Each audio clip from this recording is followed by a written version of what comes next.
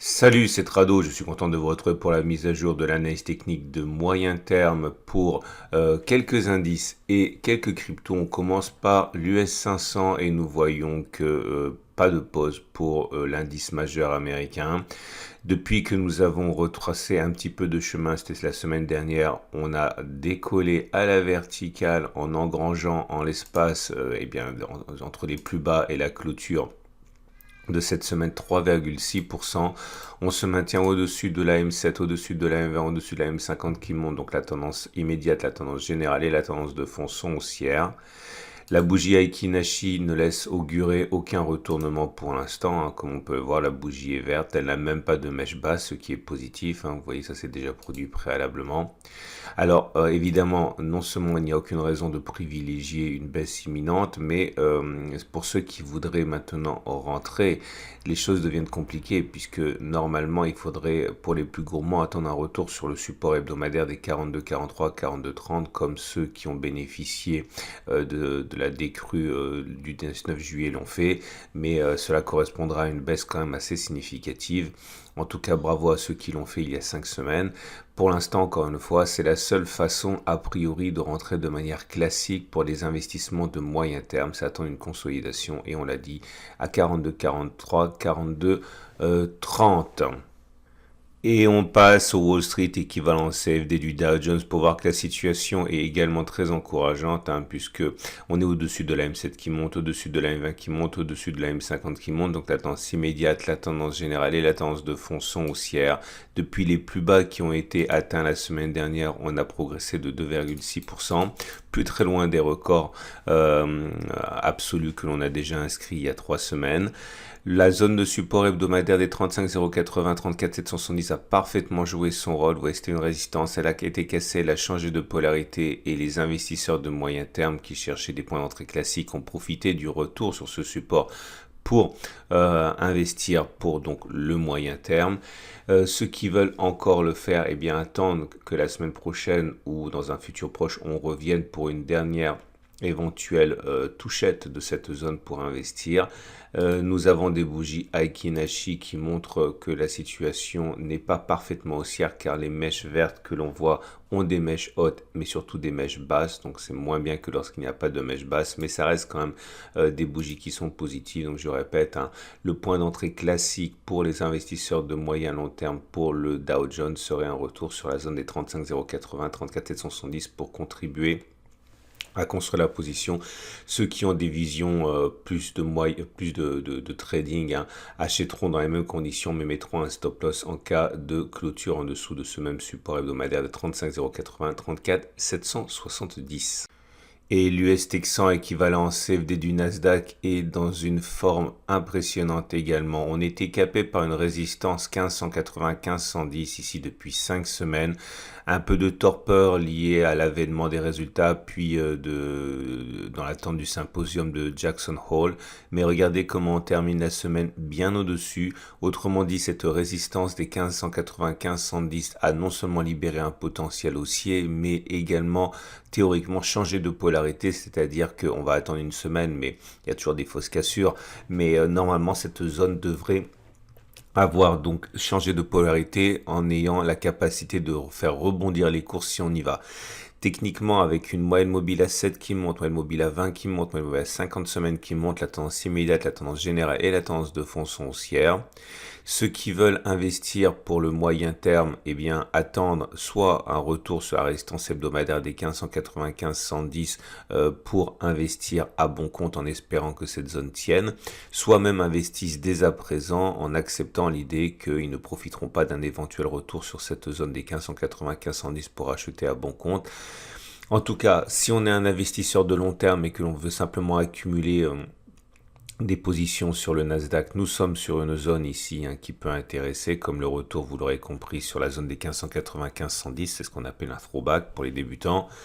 Maintenant, si vous avez envie plutôt d'investir en tant que trader que spéculateur, la même chose est envisageable, mais on prendra soin de mettre un stop loss en cas de clôture en dessous de cette zone, puisque si on clôture en dessous de cette zone, il se sera agi d'une fausse cassure de résistance et un approfondissement de la chute est toujours envisageable. La bougie Aiki-Nashi du moment montre une bougie verte sans mèche basse, autrement dit, la pression est clairement du côté des haussiers.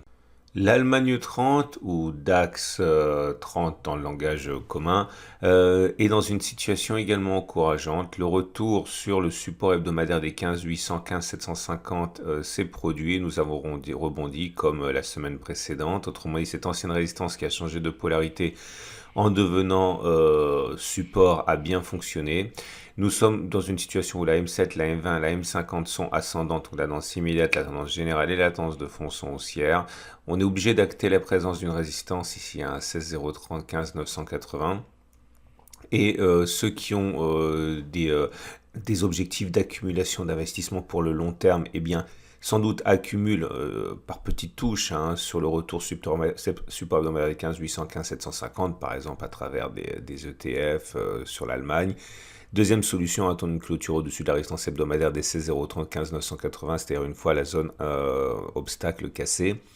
Ceux qui maintenant veulent plutôt investir pour le court terme ou éventuellement le moyen terme immédiat, eh bien, peuvent acheter au contact de ce support hebdomadaire qu'on a mentionné à 15 800, 15 750, mais ils mettront sans doute un stop loss en cas de clôture en dessous de cette zone, signe que le support n'aura pas tenu.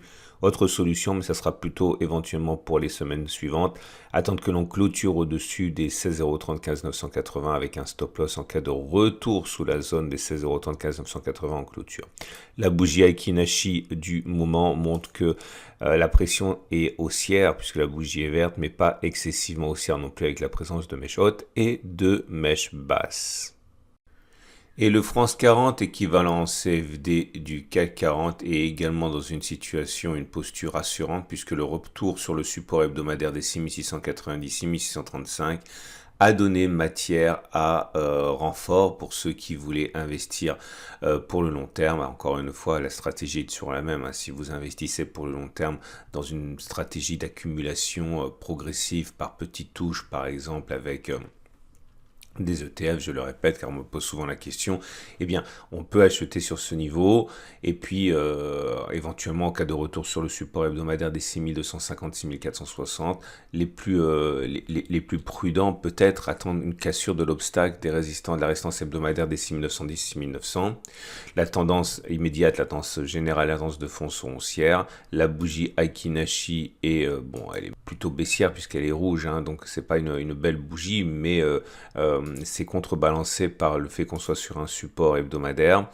Ceux qui ont plutôt une optique d'investisseur de court terme, de trading, peuvent éventuellement acheter sur ce niveau, mais ils mettront classiquement le stop loss en cas de clôture au-dessus du support hebdomadaire des 6690, 6635. Et un petit niveau qui m'a été demandé à plusieurs reprises, donc je fais un petit point cette semaine sur ceux qui voudraient investir sur les marchés émergents, donc y compris la Chine, l'Inde, etc. Investir sur un tracker pour les marchés émergents est peut-être un peu moins risqué que d'acheter des indices pays pure player, comme uniquement la Chine ou uniquement l'Inde. Nous avons donc une situation qui se dégrade sur les marchés émergents avec des cours en dessous de la M7, en dessous de la M20, en dessous de la M50, avec la M7 et la M20 qui descendent. Autrement dit, la tendance immédiate et la tendance générale sont baissières. Dans ces conditions, je pense que la plupart des gros investisseurs attendent soit que l'on revienne sur le support hebdomadaire des 1160-1100 pour investir pour le long terme, pour accumuler dans une optique d'investissement programmé ou accumuler par petites doses des parts d'indices de trackers sur les marchés émergents, ou alors une cassure de la résistance hebdomadaire des 1460-1440. Nous avons la possibilité d'envisager également ce que pourraient faire les investisseurs des spéculateurs de court terme, hein. Et là, je pense que dans l'immédiat, ils auront du mal à acheter puisqu'ils attendront sans doute que l'on revienne eux aussi, hein, sur un support des 1160, 1110. Mais par contre, ils mettront peut-être un stop loss en cas de clôture en dessous de cette zone des 1160, 1110 pour un coup à jouer entre guillemets sur les émergents.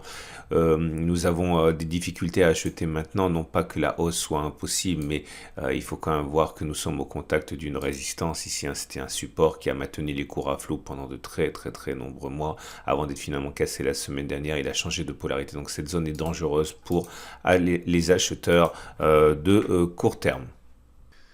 Et on passe à Bitcoin en données hebdomadaires avec tendance de fond qui est haussière, une tendance immédiate qui est haussière puisqu'on est au-dessus de la M50 et de la M7 qui monte. Par contre, la tendance générale n'est que neutre, hein, puisque nous sommes au-dessus de la M20 mais celle-ci descend encore, mais c'est globalement positif. Le rebond depuis le support hebdomadaire que tous les analystes techniques connaissaient à 29 000 et quelques, et ben pour l'instant il s'établit à 70%. Difficile dans ces conditions, hein, de trouver des points d'entrée pour le long terme pour les investisseurs qui souhaitent renforcer en tout cas un retour sur le support hebdomadaire, un retour tout hypothétique sur le retour sur la zone des 42, 70, 28, 750 et à même d'attirer de nouveaux investisseurs voulant se positionner pour le long terme comme une clôture au-dessus de la zone obstacle des 61 700, 61 000. Pour des zones plus précises d'intervention, j'invite à regarder la matrice d'intervention de la semaine qui apparaîtra lundi et qui sera disponible par incrustation dans cette vidéo à la fin. Dans l'immédiat, quand on regarde les bougies Aiki Nashi du moment, on voit des bougies vertes, des bougies sans mèche basse, donc la pression est clairement favorable actuellement aux haussiers. L'Ethereum est dans une situation encore plus réjouissante avec une M7, une M20, une M50 qui montent, donc la tendance immédiate, la tendance générale et la tendance de fond sont haussières. Le rebond depuis les plus bas lors du retour sur le support hebdomadaire des 2050, 1300 s'établit pour l'instant à 90%. Là aussi, hein, ceux qui n'ont pas profité de la zone de support hebdomadaire trouvent des difficultés à investir, hein, sur cette unité de temps.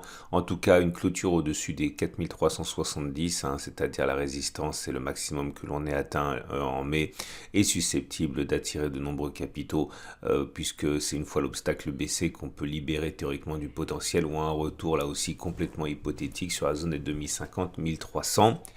La bougie Aiki Nashi du moment montre que la pression est acheteuse avec des bougies sans mèche basse. Le chandelier japonais de cette semaine comme celui de la semaine dernière montre quand même un certain attentisme, hein, puisque vous voyez ce sont des bougies de type doji, c'est-à-dire, bon, c'est pas des vrais doji, il y a un petit corps, mais dans l'esprit c'est un doji, c'est-à-dire mèche haute, mèche basse, petit corps, quasiment inexistant. C'est des signes d'incertitude dans la tendance haussière, mais encore une fois très difficile. Si vous cherchez des points d'entrée plus précis, il y en a plusieurs. J'invite à regarder la vidéo de préparation de la semaine de trading pour Hodler qui apparaîtra lundi, elle aussi. Je vous souhaite une excellente journée. Je vous dis à lundi matin pour les autres analyses techniques de court terme pour des interventions plus ciblées.